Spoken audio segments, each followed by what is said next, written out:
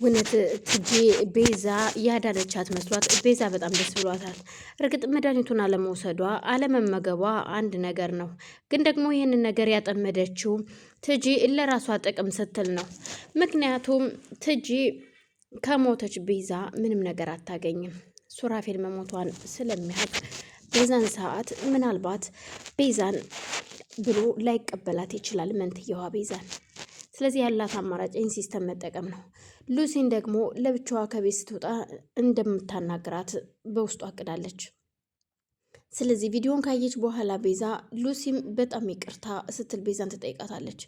በቃ ማድረግ ፈልጌ አይደለም ያደረግኩት፣ ግን ደግሞ ያው እንደሰማሹ ነው ያለው ነገር።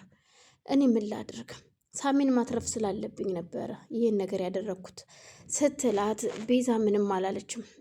ከዚህ ሁሉ እኮ እኔን ብትነግሩኝ ምን አለበት? ከመጀመሪያው ብንነግረው ኑሮ እኮ ይህን ብናቅ ኑሮ ሳሚን ማስፈታት እንችል ነበረ። እንዴት እንደዚህ ታደርጊያለሽ? ስትላት ምን ላድርግ፣ ይህን ነገር ከሰማ ሮቤል ሳሚን እንደሚገለው ያው አይተሽ የለ እንዴት እንዳደረገው ቅንጅርትን እንደሱ ስለሚያደርገው ብዬ እኮ ነው።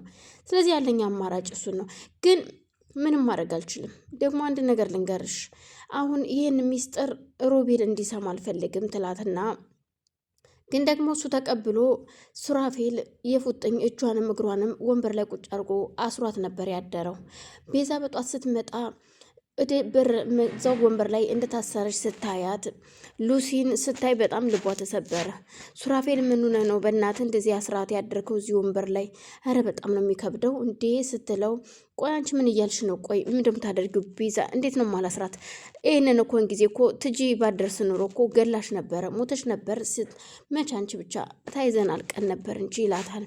እንግዲህ እግዚአብሔር ፈቅዶ ተርፍ ያለው ዛሬ ትጅና አስመስሎ አትርፎኛል። ስለዚህ ያለ ምክንያት እንደዚህ ታደርጋለች ብዬ አላስብም። ሉሲ ባክሽ የተፈጠረውን ነገር ልትነግሪኝ ትችያለሽ፣ ግን መጀመሪያ ቆይ ትፈታ ስትለው፣ አይ ቆይ አትፈታም፣ እንደዚሁ ስትሰቃይ ነው እውነታውን የምትናገረው ይላል ሱራፌል።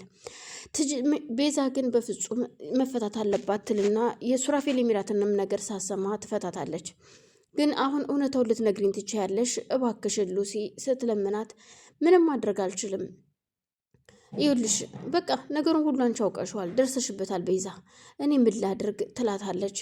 ቤዛ በጣም ትናደድና ቆይ ይሄ ሰውዬ እንዴት ነው ከኛ ውስጥ የማይወጣው? ሁልጊዜ በዙሪያችን እያጠላ ያለው። አሁን ቆይ በቀደም ለታም አንቺም እንደዛ ሁነሽ ትበላልዘሽ የመጣሹ እሱን አይደል እንደዛ ያደረገሽ ስትላት፣ አዎ ምክንያቱም እገለዋለሁ ሲለኝ አትገለውም ልቀቀው ስለው በዛ ተያይዘን ነው እንደዚህ ያደረገኝ። ስለዚህ አንቺን ካጠፋውልሽ ደግሞ ሳሚን እንደሚለቀው ነግሮኛል። እኔ ደግሞ ያለ ሳሚ መኖር አልችልም ቤዛ ትላታለች። ከዛ በቃ ችግር የለውም ሁሉንም እንነጋገራለን፣ እናወራለን። በቃ አሁን አንቺ ተረጋጊና መሄድ ትችያለሽ ይሏትና ወደ ቤት ትሄዳለች ሉሲ። ስትወጣ ከቤት ትጂ ታገኛታለች። እየጠበቀቻት ነበረ ስትወጣ። ይህንን ነገር እንደዚህ እኔ እንዳደረግኩት እንዳሰነካከልኩት እዩልሽ፣ ለሮቤል ከነገርሽው አለቀልሽ፣ እኔንም ይገለኛል።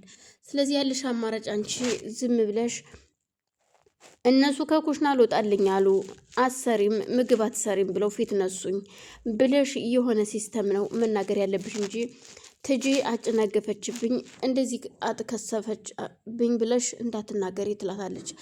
አሁን ግን ይሄን ነገር እኔ እንደዚህ እንዳደረግኩትኝ እኔ ለቤዛ እንዳሳየኋትና እንዳጨናገፍኩባት ማወቅ የለበትም እሱ ስትል ትነግራታለች። ይኸውልሽ ነግሬሻለሁ፣ አንድ ነገር ልንገርሽ፣ ሁሉንም ነገር መናገር እችል ነበረ ደግሞ የፈለገ ነገር ቢሆን እዩልሽ ሁሉንም ነገር አንቺ እንዳከሸፍሽው እነግረዋለሁ ለሮቤል ስትላት፣ ኧረ እባክሽ ሳሚን ይገድልሻል፣ ምን እንደማታመጭ ነው ማውራሽ። እኔ ከዚህ በኋላ ቁመሽ የምታወሪ ከሆነ ይልሽ አሁኑ ደውዬ እቅዱ እንደከሸፈ እነግረዋለሁ ለሮቤል ትላታለች። በዛን ሰዓት ሉሲን በጣም ትናደድና ያከሸፍሽው አንቺ ራስሽ ነሽ ትላታለች። በዛን መሀል ደግሞ የቤዛ መንትያ አክስት የሆነችው ያው የኩላሊት በሽተኛ ስለነበረች ቁጭ ብላለች። እናም ሉላ ቁርስ ሰርታ አክስቷን ነይ ቁርስ ቤና መድኃኒትሽን ውሰጂ ትላታለች። አይ አሁን ቁርስ አልበላም አራበኝም፣ ደግሞ ዳያሊሲስ ማድረግ አለብሽ፣ ሜድሽ መታጠብ አለብሽ ስትላት፣ በፍጹም አልሄድም፣ አልታጠብም፣ መድኃኒቱንም መውሰድ አልፈልግም፣ እስኪ ነይ ቁጭ በይ እባክሽን ላናግርሽ ትላታለች። እሺ ምንድን ነው አክስቴ አናገሪኝ። ቆይ ያቺ ትጅ የምትባለውስ ልጅ ቆይ ምንድን ነው የምትይው?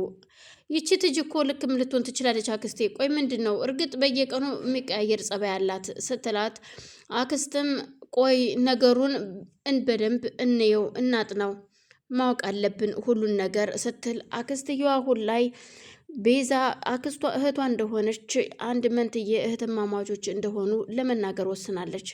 አንደኛ ትጂ የምታወራቸው ንግግሮች የእውነት ቤዛ ሞታለች አልሞተችም የሚለውን ነገር ግራ አጋብቷቸዋል።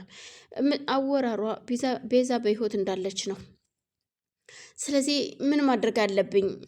ቆይን አሁን እምልሽ ታዲያ አሁን ቤዛ የት እንዳለች ሳታቂ ልትገቢ ነው እንዴ ስትላት፣ አክስቴ ይኸውልሽ አዳምጪኝ፣ አንድ ነገር ልንገርሽ። ከዚህ በኋላ ሁሉ ነገር በቃ አልቋል። መጀመሪያ ተብዬሽ ነበረ፣ አሁን ግን ሁሉ ነገር አልቋል።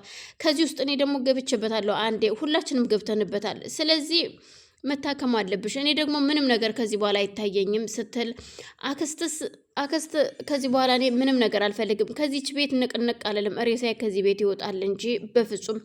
አይ አልሰማሽም ካልሽኝ አንቺ ራስሽ ሄደሽ መግባት ትችያለሽ ስትል፣ አክስቴ ምን እያደረግሽ ነው ያለሽው አሁን ግን? ቆይ ምንድን ነው የምትይኝ አክስቴ? እኔ እኮ እንደዚህ የማደርገው ላንቺ ብዬ ነው። አሁንስ እንዶ ምርራለኝ። እዚህ ጋር እርግዝና አለ፣ እዚህ ጋር ደግሞ ያንቺ ነገር ግራ አጋባኝ ስትል ትንበሳጫለች። ግራ የተጋባው ቆይ አሁን ቤዛ እርግጥ በህይወት ልትኖር ትችላለች፣ ትጂ አወራሯ ምንም አያምርም ስትላት፣ በመሀል ሎሲ ጋር ሄዳ ሄድሽ አንድ ነገር ልንገርሽ ስትል፣ ሉሲና ትጂ እያወሩ ነበረ። አንድ ነገር ልንገርሽ አሁን ይልሽ ቤዛ፣ አንድ ነገር ልንገርሽ ትጂ፣ ይልሽ ቤዛ ሁሉ ነገር አውቃለች፣ ጠርጥራለች። ሮቤል እንደሆነ ታውቃለች። ያላወቀው ሱራፌል ብቻ ነው። ስለዚህ እኔ ምንም ማድረግ አልችልም። እኔ ምን አደርጋለሁ? አሁን ይልሽ ይሄን ነገር ሮቤል ከሰማ ይገልሻል፣ ሳሚንም ይገለዋል ትላታለች። ስለዚህ ምን ማድረግ ነው ያለብኝ ስትል፣ በቃ እቤት አላስገባኝ አሉ ፊት እነሱኝ ብለሽ ለሮቤል መዋሸት አለብሽ ብላታለች።